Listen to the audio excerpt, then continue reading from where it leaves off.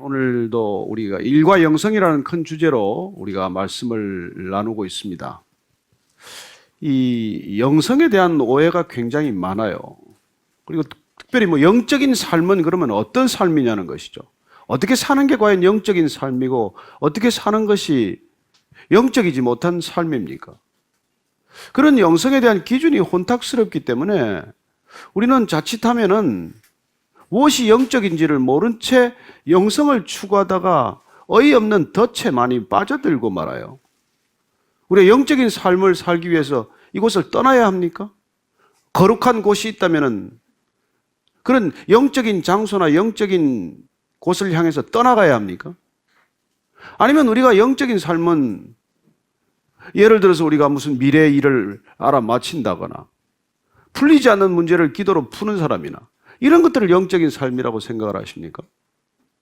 그래서 우리가 이 영적인 삶에 대한 혼란, 이걸 벗어나지 않으면 저와 여러분들은 일껏 이 삶의 일상 가운데서 영성을 놓치는 삶이 되는 것이죠. 만약에 우리가 하나님께서 우리를 지으셨다고 하는 그런 창조 신앙을, 창조주가 계신다는 것을 믿는다면은 여러분이 어디에 있든 무슨 일을 하든 그분이 여러분과 함께 할 수 있다는 것, 그걸 의식하는 것 자체가 영성이에요. 그래서 우리가 이 영성에 대한 하나 소중한 말씀을 하나 먼저 기억해야 할 것은 사도 바울이라고 하는 사람이 그전엔 이름이 사울이었죠. 바울이 됐어요. 그리고 그는 자기 자신의 이름을 사울에서 바울로 짓고 나서 그렇게 이름을 개명하고 나서 그는 진짜 영성이 무엇인지를 깨달은 것이죠. 어쩌면 그는 상징적으로 그는 눈에 비늘이 벗겨지는 사건을 경험합니다. 그리고 그가 하나님을 그토록 열심히 추구했는데도 불구하고 어떻게 보면 진정한 영성과 점점 거리가 멀어졌다는 것을 깨닫고 나서 그 자신이 얼마나 충격을 받았겠습니까?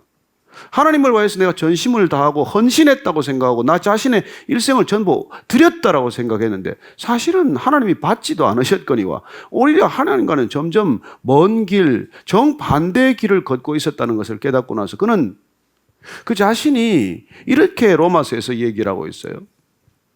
너희 몸을 거룩한 산 제사로 드려라. 너희 몸을 거룩한 산 제사로 드리는 것, 산 제물로 드리는 것, 이게 바로 너희의 드릴 영적 예배라고 말합니다. 이때 영적인 예배라고 할 때 이 영적이라는 말은 우리가 정확히 번역을 하면은 어떻게 보면 이성적인 삶을 말해요. 굉장히 논리적인 삶을 말하는 것입니다. 그래, 영적이라는 건 굉장히 논리적이고 이성적인 요소를 포함하고 있다는 것이죠. 여러분, 논리나 이성을 완전히 초월하고 완전히 그것과 상반된 길을 가는 것을 우리는 영성이라고 착각해서는 안 됩니다. 예를 들면 이런 것이죠. 여러분들이 지금 여기 와 계십니다. 이 자리에 와 있어요. 그런데 여러분들이 여기 몸은 와 있는데 생각은 다른 데 가 있다면 어떻겠습니까? 우리는 예배 드린다고 말할지 모르겠지만 여러분 몸은 여기 있는데 생각은 딴 곳에 있다. 내 몸은 여기 있지만 마음은 전혀 딴 곳을 헤매고 있다. 그러면 여러분 여기 있는 겁니까? 예배 드리는 겁니까? 하나님께서 그 예배를 받는다고 생각을 하세요? 아니지 않습니까? 그리고 몸이 있을 때 우리의 마음도 온전히 있는 것, 아니 어떻게 보면 우리의 마음이 온전히 몸이 있는 곳에 몰입하는 것, 우리가 있는 일상 속에서의 몰입의 경험, 그게 진정한 영성이라고 하는 것이죠. 그래서 온전히 드리라는 뜻에서 그는 영적 예배란 우리의 몸과 마음을 전부를 드리는 것이다. 이렇게 얘기를 하는 것이죠. 저는 여러분들이 마음만 드리고 몸을 드리지 않는 게 예배가 아니라는 것을 기억하게 되기를 바랍니다. 하나님을 사랑한다고 나는 마음을 다 드렸어요. 그러나 몸은 여러분들이 엉뚱한 곳에 헤매고 있다면 그게 하나님께 드린 겁니까? 하나님 그걸 받으시겠어요? 그게 아니잖아요. 그래서 우리가 지금 여기에 우리의 몸이 있다면 여기에 우리의 마음도 온전히 함께 있는 것, 그게 영적인 예배죠. 그리고 사랑한다고 고백했다면 우리가 부분만 줄 수 있습니까? 나는 사랑한다고 고백하고 이렇게 손톱만큼만 내 마음을 드린다면 그게 사랑이라고 고백했다고 해서 사랑이 되는 겁니까? 아니잖아요. 우리가 정말 누군가를 깊이 사랑하고 진정으로 사랑하고 온전히 사랑한다면 나 자신 전부를 드리는 것이 그게 이성적이지 않습니까? 그게 논리적이지 않아요? 어떻게 사랑한다 그러고 부분만 줄 수 있습니까? 그리고 사랑하기 때문에 내 전부를 드리는 것, 그거야말로 그게 굉장히 논리적인 귀결이고 이성적인 결론이고 그게 영적인 예배라는 것과 맥이 다 있는 그런 얘기라는 것이죠. 오늘 우리는 그런 삶을 산, 일상의 삶 가운데서 온전히 그렇게 몰입하는 삶을 산 한 사람을 찾아보고자 합니다. 그래, 오늘 우리가 지금 이 말씀을 시작하기 전에 영성이란 일상성 가운데서 온전히 몰입하는 경험을 말해요. 그래서 사람은 다 영적인 갈망을 가지고 있습니다. 그래서 대개 우리가 온전히 그런 몰입의 경험을 감기 위해서 우리는 취미생활도 하고 특별히 스포츠 같은 걸 좋아하지 않습니까? 여러분, 스포츠를 할 때 농구나 축구를 하는데 공은 뭐 이렇게 지금 몰고 있는데 마음이 엉뚱한 데 있으면 공이 들어가겠어요? 축구하는데 공이 차지면 공이 들어가겠어요? 아무리 온 전신에 집중력을 경주해도 그 골을 막아서는 사람이 있는데 어떻게 그 공이 들어가겠습니까? 여러분, 우리가 농구공을 아무리 드리블 해가지고 가면서 딴 생각하고 그날 무슨 다른 경기 밖의 일들을 자꾸 생각하고 있다면 그 공이 어떻게 골대를 정확히 갈 수 있겠어요? 그래서 우리가 마치 스포츠를 할 때 우리의 몸과 마음이 어떤 상황에 몰입하는 것을 경험하는 그런 몰입의 기쁨을 우리가 맛보기 때문에 우리가 스포츠도 어떤 중독성을 가지는 것 아니겠어요? 저는 여러분들이 그런 어떤 몰입하는 경험, 이런 경험들이 단순히 우리 여러분 취미생활이나 운동 경기나 이런 것들 뿐만 아니라 우리가 여러분들이 일하는 장소건 관계를 맺는 장소건 대화하는 일이건 어떤 일에 있어서도 여러분들이 그렇게 온전히 몰입할 수 있는 삶을 살게 되기를 바랍니다. 그게 바른 영성이라는 거예요. 여기 있지 않고 저기 있는 걸 꿈꾸는 건 종교성이라고 말해요. 여기 있을 때 여기 온전히 몰입할 수 있는 그런 영적인 태도를 우리는 영성이라고 부르는 것입니다. 그런 영적인 삶을 산 사람을 오늘 우리가 한번 볼 텐데, 성경에 잘 알려진 요셉이라고 하는 사람이에요. 이 요셉이라고 하는 사람을 오늘 한번 볼 텐데, 지금 우리가 오늘 읽은 본문은 감옥에 들어가는 얘기예요. 창세기 39장 19절부터 23절까지 말씀인데 한번 자막 통해서 같이 읽겠습니다. 읽을까요? 시작. 그의 주인이 자기 아내가 자기에게 이르기를 당신의 종이 내게 이같이 행하였다 하는 말을 듣고 심히 노한지라. 이 요셉의 주인이 그를 잡아 옥에 가두니 그 옥은 왕의 죄수를 가두는 곳이었더라. 요셉이 옥에 갇혔으나 여호와께서 요셉과 함께 하시고 그에게 인자를 더하사 간수장에게 은혜를 받게 하시매 간수장이 옥중 죄수를 다 요셉의 손에 맡김으로 그 재반 사물을 요셉이 처리하고 간수장은 그의 손에 맡긴 것을 무엇이든지 살펴보지 아니하였으니 이는 여호와께서 요셉과 함께 하심이라. 여호와께서 그를 범사에 형통하게 하셨더라. 요셉은 꿈의 사람이었어요. 꿈을 꾸는 사람이었습니다.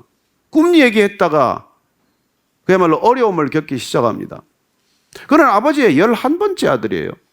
아버지 여기 야곱이 아내가 넷입니다. 가장 사랑하는 아내가 라헬인데 이 라헬에게서 애가 잘 태어나지 않았어요. 그러니 그 사랑하는 라헬에게서 11번째 아들이 태어났을 때 얼마나 기뻐하고 사랑했겠습니까? 그래서 특별히 그 당시 12 형들에게는 입혀주지 않았던 그런 채색 옷을 입힌 거예요. 요새 말로 하면 브랜드 옷 아닙니까? 그리고 굉장히 값비싼 옷, 옛날에 물감이 비싼 시대이기 때문에 아이들 옷에 물감을 들인다는 건 생각하기 어려운 일이죠. 그런 값비싼 옷을 입혀놨으니까 형들한테 더 미운 털이 박히지 않겠어요? 배다른 형들인데. 게다가 이 요셉이 또 꿈을 꾸고 그 꿈을 간직하지 못해서 또 그걸 다 발설을 하네. 별 11개가 다 나한테 절을 합디다. 뭐 곡식단 11단이 다 저한테 절을 합디다. 아버지 야곱이야 자식의 꿈을 그걸 귀하게 기특하게 여기고 마음에 담았지만 형들은 이제 저 녀석이 미쳤나 돌았나 그런 미운털이 박히던 차에 어느 날 기어이 그 동생을 대상들 캐러반에게 팔아버리는 일이 일어납니다. 어쨌건 그가 팔려간 곳이 어디입니까? 애굽의 바로의 경호대장 집 보디발의 집에 팔려간 것이죠. 여러분, 가장 아버지의 총애받고 사랑받는 아들이 노예가 되었을 때 이런 삶의 극적인 변화 가운데 어떻게 살겠습니까? 제가 흔히 이 질문을 잘 하는데 여러분들은 어떻게 하겠어요? 이런 상황에 어떻게 하겠습니까? 1번 자살한다. 못 견디니까. 2번 탈출한다. 탈출해서 형을 하나씩 처단한다. 3번 그냥 자포자기하고 노예로 산다. 또 뭐 답이 있습니까? 무슨 답이 있어요? 요셉은 이 사람들이 보편적으로 선택하는 기준을 따르지 않았다는 것입니다. 왜요? 그는 꿈이 있었고 그는 그 꿈이 주는 삶의 가치를 알았기 때문에 그래요. 그래서 그는 사람들이 선택하는 선택을 하지 않는 것이죠. 그리고 그는 일상의 삶 가운데 몰입하기 시작하는 모습을 보게 됩니다. 어떻게 알 수 있습니까? 그게 그 삶의 결과 그는 보디발의 집에서 가정 총무가 돼요. 보디발이 모든 일을 신임하고 그에게 맡기는 그런 직책을 맡게 되는 것이죠. 그냥 그런 직책이 주어지겠습니까? 그가 그냥 자포자기하고 살고 그냥 예쁜 노예 없나 찾아보면서 어디 예쁜 노예하고 빨리 결혼해서 애나 낳아야 될 텐데 그런 삶을 살았다면 그런 일이 있겠습니까? 그는 노예라는 주어진 상황, 노예로 살아야 할 수밖에 없는 이 삶의 상황에 몰입했다는 것입니다. 그게 영적인 삶이에요. 성경은 그걸 하나님과 동행하는 삶이라고 말합니다. 그가 하나님과 함께 했기 때문에 그는 형통한 삶을 살았다고 말해요. 그렇게 살았더니 결과적으로 잘 됐습니까? 아니요. 또 보디발의 아내한테 유혹을 받아서 감옥까지 가지 않습니까? 여러분, 감옥을 여러분 가야 될 그런 억울한 상황이 생기면 어떻게 말하겠어요? 여러분, 적극적으로 변화하지 않겠습니까? 근데 만약에 요셉이 적극적으로 변명했다면 어떤 일이 일어날까요? 보디발이 아내를 목을 자르겠습니까? 아내를 내쫓아버리겠어요? 아니면 요셉을 처단하겠습니까? 어쩌면 요셉이 죽으라고 변명하고 죽으라고 그 상황을 받아들이지 못했다면 둘 중에 하나는 죽어야 될 거예요. 그러나 그는 그 상황, 모함을 받는 상황, 억울한 상황, 누구한테도 하소연할 수 없는 상황을, 그 상황을 온전히 받아들였다는 것입니다. 여러분, 그게 믿음이고 그게 영성이에요. 그래서 일상의 삶 가운데 그런 일들이 일어나는 것이죠. 여러분, 살다가 억울한 일 없습니까? 변명하고 싶지만 털어놓고 싶지만 털어놓을 수 없는 일이 있지 않습니까? 그때 어떻게 하시겠어요? 요셉은 그런 점에서 우리에게 귀한 삶의 어떤 모범을 보여주는 것이죠. 자, 감옥에 갔어요. 감옥에 가서 또 어떻게 살아야 돼? 1번, 감옥 창틀에 목을 메고 자살한다. 도저히 억울해서 견딜 수가 없기 때문에. 2번, 기어이 탈출해서 보디발의 아내를 살해한다. 3번, 감옥에서 자포자기하고 그냥 썩는다. 그렇게 살지 않았단 말이에요. 그 일상의 영성, 감옥에서 받아들일 수 없는 삶의 모든 환경을 그가 받아들이고 그리고 적극적으로 거기서 그 삶을 개척했기 때문에 그는 거기서 전옥이라는 놀라운 위치를 또 갖게 돼요. 감옥의 간수장이 그 요셉한테 모든 걸 또 맡기네. 그가 일상을 충분히 받아들였다는 삶의 증거가 뭘까요? 두 죄수가 들어왔어. 이 왕궁에 있는 바로 옆에서 최측근에서 섬기던 사람들이에요. 어떻게 보면 정치범이에요. 그 사람들이 꿈을 꾸는데 해몽이 안 돼. 여러분, 자포자기하고 살면 그 사람이 꿈을 꾸었건 나하고 무슨 상관이에요? 그러나 그는 그 사람들의 꿈을 궁금히 여기는 것을 풀어줍니다. 그래, 꿈대로 한 사람은 죽었어요. 한 사람은 복권되었습니다. 복권될 때 부탁했어요. 나가서 나를 잊지 마십시오. 그러나 그 사람이 까마득히 잊어버립니다. 그럼 여러분들도 그 일을 갈아야 되지 않겠어요? 이 인간 한번 두고 보자. 나가기만 하면 그냥 죽여버릴 테다. 그러지 않았단 말이에요.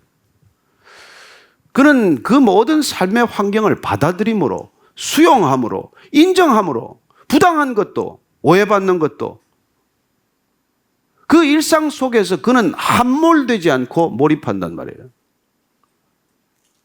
그럼 분노에 차는 삶은 일상에 함몰되는 삶이에요. 우리는 수많은 사람들이 일상에 함몰되는 삶을 살아가는 것을 봅니다. 그 증거가 뭘까요? 지치는 거예요. 피곤해서 못 견딥니다. 짜증이 나서 못 견디는 거예요. 그건 여러분들이 일상에 빠졌다는 뜻입니다. 일상에 적극적으로 몰입하는 삶은 여러분 짜증낼 겨를이 없어요. 분노하지 않습니다. 여러분, 분노하기로 마음먹으면 지금 요셉처럼 분노할 수 있는 이유와 명분이 충분한 사람이 어디 있습니까? 그는 모든 것이 지금 억울한 사람이죠. 그러나 그는 그 삶에 함몰되지 않고 몰입했기 때문에 그는 그 삶을 적극적으로 바꾸어가는 인생을 살기 시작하는 것이죠. 우리가 잘 아는 대로 그는 끝내 총리에 오릅니다. 그것도 또 왕의 꿈하고 관련이 있어요. 바로가 꿈을 꾸는데 해석이 안 되는데 좌우지간 그런 꿈을 해몽하게 됩니다. 여러분, 바로가 왜 그 꿈을 꾼지 아세요? 하나님께서 때가 되었기 때문에 바로에게 그런 꿈을 주는 거예요. 여러분, 하나님이 행하는 방법은 우리가 다 알 수 없습니다. 왜 하필 그 꿈은 다 또 해몽을 못하는지. 그래, 어쨌건 요셉이 30이 되었고 드디어 일할 때가 되었기 때문에 그는 애굽을 배웠어요. 누구 집에서? 보디발 집에서. 뭐 하면서? 노예하면서. 그는 이 바로의 왕궁의 일을 다 소상히 알게 되었어요. 어디서? 감옥에서. 왜냐하면 그 감옥은 정치범만 수용되는 감옥이니까. 거기서 입을 닫고 그가 침묵했다면 뭘 배웠겠어요? 사람들에게 감옥에 들어온 사연들을 듣고 억울한 얘기들을 듣고 어떻게 보면 감옥 생활도 인조이한 거죠. 저는 여러분들이 지금 어떤 일을 하고 있는지 제가 구체적으로 모르지만 여러분 얼굴 보면 다 써놨어. 나는 그 일이 죽을 것 같이 싫습니다. 그러나 그 일을 기쁘게 하는 사람들 얼굴에 지금 빛이 나고 있잖아요. 저는 여러분들이 무슨 일을 하든지 그 일에 전적으로 몰입할 수 있게 되기를 바랍니다. 여러분, 일에 함몰되면 여러분들 지쳐서 그 일 다 못합니다. 그냥 뭐 금요일만 기다리겠죠. 그리고 주일 저녁 지금쯤 되면 월요병을 앓기 시작하겠죠. 내일 또 출근해야 되나? 어떻게 하나? 가면 또 그 인간 봐야 되나? 그 인간 보십시오. 기쁘게 보세요. 하나님이 맡겨주신 사람인지 어떻게 아시겠습니까? 그래요. 우리의 일상은 하나님께서 우리의 일상을 빚어가는, 우리의 영성을 빚어가는 유일한 통로라는 것입니다. 저는 여러분들이 그 일상을 떠나서 벗어나서 추구하는 것은 영성이 아니라 종교성이라는 것을 기억하십시오. 모든 종교는 우리를 여기서 벗어나라고 그래요. 그러나 저는 이런 삶 속에서 우리는 놀라운 영성을 빚어가는 사람을 또 하나 보게 됩니다. 여러분, 이 요셉과 비슷한 사람이 넬슨 만델라예요. 27년간 감옥에 있었습니다. 그러나 감옥의 생활이 그의 인격을 파괴하지 못했어요. 그는 90년도에 추록합니다. 27년간 감옥에서 나와서 93년에 데클레르크와 함께 노벨 평화상을 공동 수상하고 94년에 그는 대통령에 피선됩니다. 놀라운 일은 데클레르크가 현직 대통령이었는데 넬슨 만델라가 대통령이 되자 그의 조력자로서 부통령으로 들어가게 됩니다. 여러분, 대통령 하다가 부통령이 쉽습니까? 데클레르크도 대단한 사람이에요. 그러나 그 넬슨 만델라는 유명한 우리에게 그 이 삶의 지혜를 알려줍니다. 결코 감옥이 그를 파괴하지 못했던 것, 분노가 그를 지배하지 못하게 했던 것, 그 일상 속에서 영성을 잃지 않았던 것, 그 삶을 그는 그렇게 요약합니다. 우리의 자유란 게 뭡니까? 그 자유가 남의 삶을 살찌우지 못한다면 그 자유는 다 무슨 소용입니까? 그래요. 그리스도인들의 자유는 누군가를 살찌우기 위한 자유예요. 저는 여러분들이 하루하루의 삶 가운데 그 삶이 영적인 삶을 위한 재료라는 것을 잊지 마십시오. 어디 먼 데 있고 딴 데 있는 거 아니에요. 우리가 숨 쉬고 호흡하는 것, 밥 먹고 하는 것, 이거 다 우리가 훈련의 놀라운 소재들이라는 것입니다. 요즘도 사관학교가 그렇게 훈련하는지 모르겠어요. 몸을 거룩한 제물로 드리기 위해서 사관학교 입교하면 식사 버릇부터 바꿉니다. 어떻게 바꿉니까? 고개를 받고 뭐 밥 먹지 않아요. 고개를 빳빳이 들고 수저를 90도로 올려서 90도로 직각으로 밥 먹는 훈련하지 않습니까? 왜요? 여러분, 군인이 된다는 것은 사주 경계를 한다는 뜻이에요. 군인으로 살아간다는 것은 어떤 환경이든지 여러분 그 환경에서 깨어 있어야 한다는 얘기 아닙니까? 사사기에 보면 성경은 그런 인물의 얘기가 나와요. 기드온이 지금 미디안 사람들과 전쟁을 치러야 돼요. 미디안 백성들의 전쟁 숫자, 몰려온 군인의 숫자는 13만 5천이라고 기록하고 있습니다. 이스라엘의 백성들 모병이 됐어요. 3만 2천 명이 자원했습니다. 민병대 수준이에요. 그런데 하나님께서는 그 사람 많다고 그래요.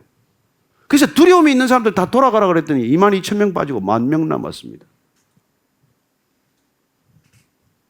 여러분, 10,000명하고 13만 5천하고 싸움이 되겠어요? 그런데 하나님께서는 그 수도 많다고 그래요. 그래서 그 사람들을 식별 다시 걸러냅니다. 물 마시는 태도를 보고 걸러내요. 물을 이렇게 떠서 움켜져서 마시는 사람들이 300명 나머지 9,700명은 얼굴을 받고 그냥 파먹는 겁니다. 그래서 물을 떠서 이렇게 먹는 사람 300명만 데리고 전쟁을 시작하게 됩니다. 하나님께서 왜 그러셨을까요? 이렇게 말합니다. 여호와께서 기드온에게 이르시되 너를 따르는 백성이 너무 많은즉 내가 그들의 손에 미디안 사람을 넘겨주지 아니하리니 이는 이스라엘이 나를 거슬러 스스로 자랑하기를 내 손이 나를 구원하였다 할까 함이라. 여러분, 사람들이 많아서 전쟁에 이기면 내 힘으로 이겼다고 생각한다는 것이죠. 그래서 기드온의 300용사라는 말이 생긴 것이죠. 여러분, 300명이 깨어 있었던 사람이란 말이에요. 물 한 모금을 마실 때 그냥 정신없이 마시는 게 아니라 물을 움켜쥐고 그렇게 사방을 보면서 물을 먹어야 군사의 자격이 있는 거 아닙니까? 싸움에 나갈 자격이 있는 것이죠. 여러분, 크리스찬으로 부름받았다는 것, 예수님께서 여러분들 따르라고 부름받았다는 것은 군사로 부름받았다는 뜻이에요. 저는 그렇기 때문에 여러분들이 지금 예수님을 알게 되고 그분을 따르게 되면 여러분들은 어디에서 무슨 일을 하든지 정신 차리고 있어야 됩니다. 그 자리가 술자리건, 그 자리가 골프건, 그 자리가 무슨 심지어 노름판이건 거기서도 깨어 있어야 한단 말이에요. 여러분, 그렇게 깨어 있으면 그 자리는 영적인 자리가 돼요. 여러분, 술도 마시는 태도를 보십시오. 그냥 자기 좋아서 그냥 실컷 먹고 그냥 혼자서 뻗어버리는 사람이 있어요. 그러나 사람이 10명이건 20명이 마실 때 모든 사람들이 어떻게 마시는지를 주시하고 그리고 그 사람들 한 사람 한 사람 집에까지 잘 챙겨보내는 건 여러분 영적인 행동이에요. 웃지 마세요.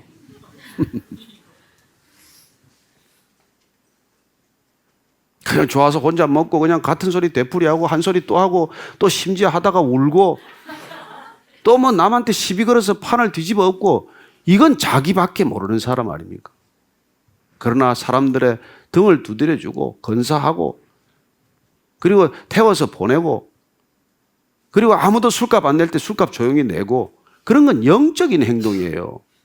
여러분. 심지어 골프를 쳐도 여러분 싱글 두 종류가 있어요. 자기 스코어밖에 모르는 싱글이 있습니다. 그 사람은 때로는 알도 까고 뭐 벨 거짓 속여가면서 골프 치는 사람이에요. 그러나 네 사람이 나갔기 때문에 세 사람이 어떻게 공을 다루나 어떻게 치나 이걸 여러분들 주시하면서 한 사람 한 사람이 그 기분을 배려해가면서 그 상황을 이렇게 북돋아가면서 가는 건 여러분 영적인 골프예요. 저는 여러분들이 무슨 일을 하든지 그 상황 속에 몰입해서 그렇게 뭐 한 사람이 그렇게 죽을 쓰고 있으면 저 인간이 왜 골프 나와서 남을 다 망치나 그렇게 속으로 불평할 일이 아니라 그 사람 데리고 끝까지 18홀을 잘 마치는 것 그게 여러분 인생의 여정을 잘 마치는 것과 뭐가 다릅니까? 저는 우리가 삶의 일상 가운데서 정말 영적인 삶을 살기로 결단하면 여러분 어떤 상황도 여러분들에게 영적인 삶을 허락하실 분이 바로 하나님이세요. 감옥에서도 영적으로 살 수 있고 여러분 교회에서도 비영적으로 육적으로 사는 사람이 얼마나 많습니까? 여러분들이 살아가는 삶의 환경이 다 그런 환경이란 말이에요.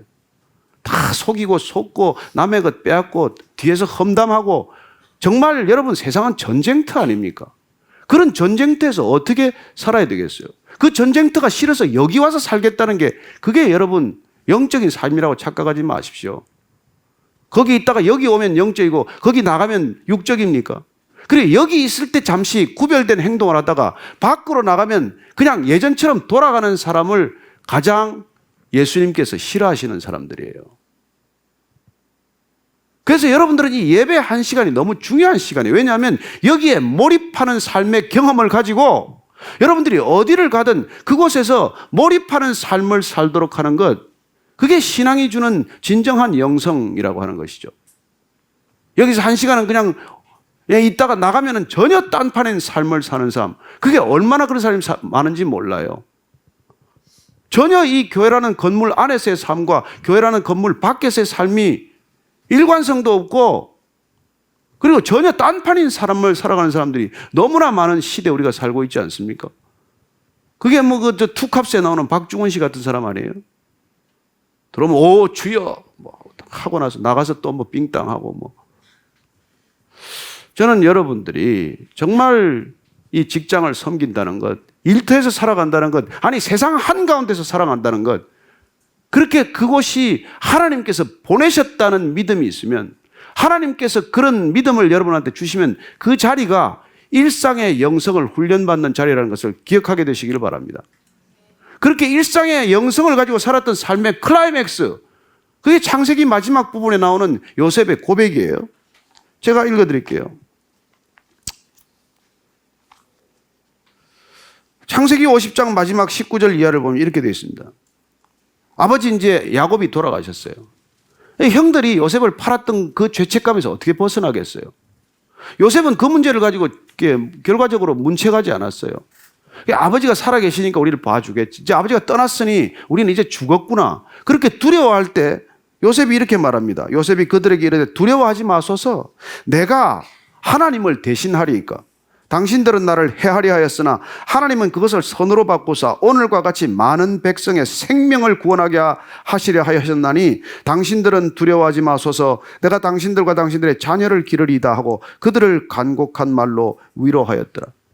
여러분, 요셉은 언제 용서했습니까? 이들이 사과했어요? 아니요, 훨씬 전에 용서했어요. 그가 그들에 대한 분노에 묶여있지 않았기 때문에 그는 보디발의 집에서 열심히 일할 수 있었던 것이죠. 저는 여러분들이 그 분노에 사로잡혔다면 요셉이 일이 되겠습니까? 감옥에 들어가서 분노에 사로잡혔다면 일이 되겠어요?